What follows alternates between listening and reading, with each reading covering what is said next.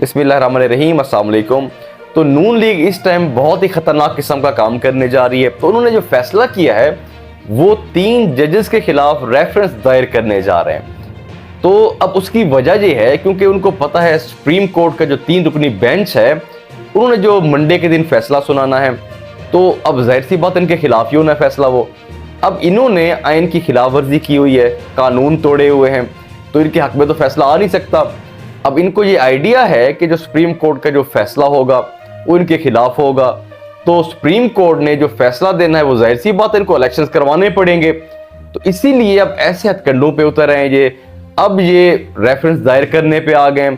देखें, बात यह है कि सुप्रीम कोर्ट अगर इलेक्शंस के हवाले से फैसला दे देती है, अगर सुप्रीम कोर्ट का ये फैसला होता है कि आपने 90 दिन के अंदर इलेक्शंस करवाने हैं, तो अगर ये बात नहीं मानते तो चीफ जस्टिस साहब आर्टिकल 190 का इस्तेमाल करके वो फिर फौज को तलब कर सकते हैं।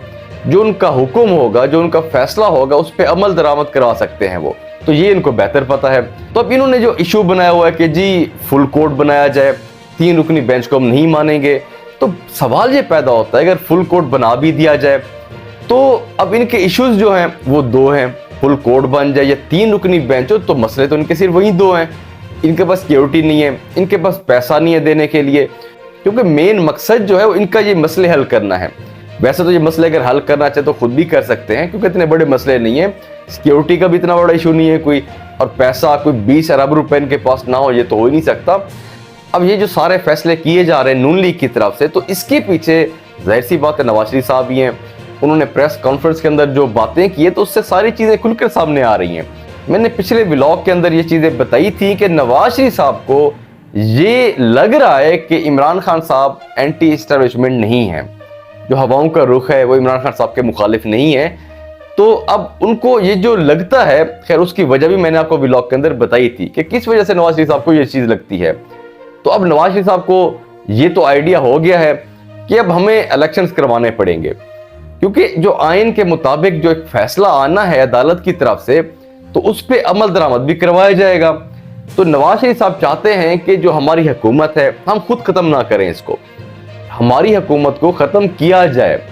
जब हुकूमत को खत्म किया जाएगा एक बयानिया बनेगा, तो जिस तरीके से इमरान खान साहब का एक बयानिया बना था, तो अब असल में ये चाहते तो यही हैं, लेकिन जिस कंडीशन पे नून लीग अभी पहुंच चुकी है, इनको अगर उठाकर फेंका भी जाए, हुकूमत को खत्म भी किया जाए, इनको जबरदस्ती अगर हुकूमत से हटाया भी जाए, तो मेरे ख्याल से इनका बयानिया नहीं बन सकता।